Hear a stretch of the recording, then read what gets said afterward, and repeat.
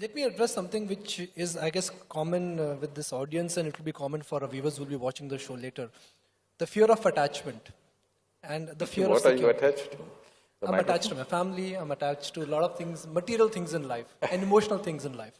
How does one detach some of their worldly attachments, and especially material attachments?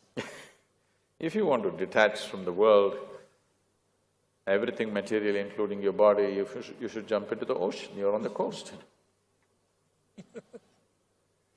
This entire nonsense is going on for too long, let me put this to end. If you want to be detached, you must do it efficiently, isn't it? 2 meters of rope can do it. You don't need a philosophy you don't need all kinds of teachings. You want to detach yourself from life, 2 meters of rope can do it for you. I'm asking you, are you here to experience life or to avoid life? That's a question. Are you here to experience life or… So, what is the best way to experience life? You know… No, answer the question. You want to experience life or avoid life? To experience life. Tell me, can you experience anything? Anything, from the simplest thing to the most complex things. Can you experience the food that you eat if you're not involved in that process of eating? Can you experience the people around you if you're not involved? Can you experience the work that you're doing? Can you experience anything in your life unless there is involvement?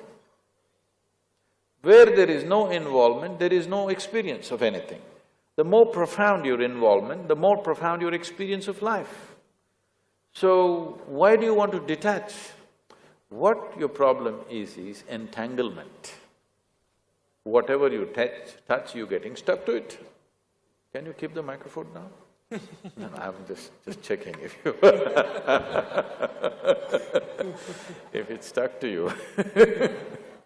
Like I said, you know, I'm attached because I'm a professional anchor, so that's the attachment I'm referring to. No, the problem is just this, we are getting entangled.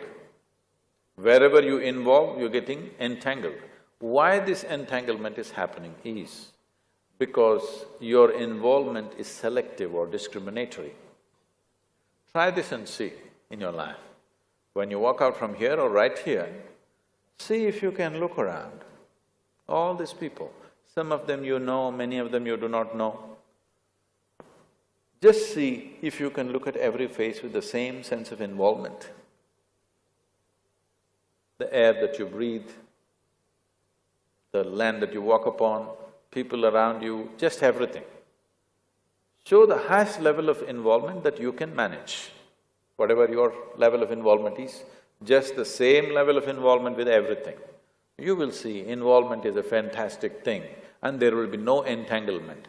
Now I'm willing to involve with this person, not involved with this person. Now you'll get tangled up. So because you're getting tangled up, you come up with a life-negative philosophy of detachment. Detachment will never happen. Those who are trying to detach will get more and more entangled because this is the nature of your mind. Shall we do an experiment with you? I'm going to move to the next part. No, shall we do an experiment with you? He's being very detached with me.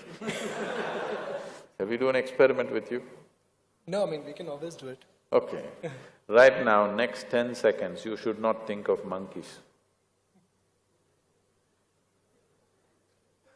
Don't think about monkeys. Only monkeys, isn't it? So, you have a mind like this. If you say, I don't want something, only that will happen. In this mind, you say, I don't want to be attached, you finished. Unfortunately, they're blaming Krishna for this detachment nonsense. Don't listen to the words that are written in a book, we don't know who wrote it. Look at his life, he's involvement in everything, isn't it? Where is detachment in his life? He's absolutely involved, indiscriminate involvement, so there is no entanglement. You know, One of the aspects which all of us want to understand is there is a necessity in life, there is abundance in life, and there is greed in life. Necessity is important because I have compulsions. Abundance is something I thrive to have. Greed is something I don't want. How do I define the necessity in my life? What you want is always a necessity. What somebody wants is greed.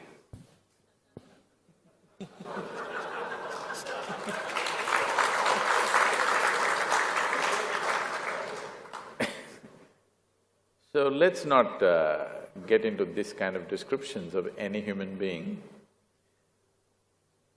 The thing is just this, the nature of the individual human being is like this.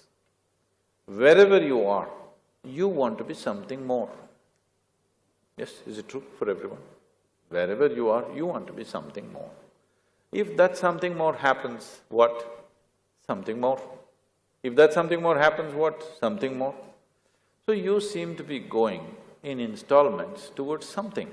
What is that something? Suppose I make you the king or queen of this planet. Are you settled? Don't look at me hopefully, I won't make such a blunder. If I make you the king or queen of this planet, will you be fulfilled? No, you will look at the stars. This is the nature of the human being. It doesn't matter what nonsensical teachings you give them, you cannot stop it within this, even in a single human being. These kind of teachings, be content, be happy with what you have, has not worked for a single human being on this planet. It will only work either when you are sick or you become too old for anything. Just suppose today you're down, very ill. You'll say, oh, what I have is enough, I don't need anything more. Tomorrow morning you're feeling a little better, again ready? Yes or no? So the nature, the very nature of being human is this, that you always want to be something more. How much more will settle you for good? If you look at this, you will see that it's not more, you want all. What you're looking for is an infinite expansion. If you try to achieve infinite expansion through material means, you will become an endless run. It's like trying to count 1, 2, 3, 4, 5 and one day you believe that you will say this is infinity. No such thing will happen, you will just become endless counting. Your longing to expand limitlessly is fantastic. The means that you're employing is very miserable because through physical means, you're trying to get to a limitless or an infinite state. The very basis or the very fundamentals of physical existence is a defined boundary. Where there is no boundary, there cannot be physical. We call this a physical body because there is a boundary line. If I remove all the boundary lines of this body, can this be a physical body? Nothing physical can exist without boundaries. But there is something within you longing to touch a dimension beyond boundaries. Your longing is fantastic. The methodology is a hopeless methodology. Now, this is not about greed, this is not about conquest, this is essentially a longing to expand because a human being cannot live within the limitations of physical boundaries. We want to expand to a limitless state. If this has to happen, the only way you can be successful is you transcend your physical nature in some way. If your experience of life touches a dimension beyond physicality, only then this will happen. If your experience of life touches a dimension beyond physical nature, then we use this most corrupted word called spirituality. Spirituality does not mean looking up or looking down. It simply means your experience of life has touched a dimension beyond your physical nature. What is the significance of such a thing? Why should I do this? It is simply this, everything physical about you is acquired. What you call as my body is something that you slowly acquire over a period of time. What you call as my mind also is physical. The content of the body and the content of the mind you gathered from outside through impressions and food that you consume. So, what you have gathered at the most can be yours, can never ever be you. The dimension beyond this physical nature is what you're experiencing as myself, but you're not experiencing largely what's happening in most human beings 99% of the time is just physical and psychological drama.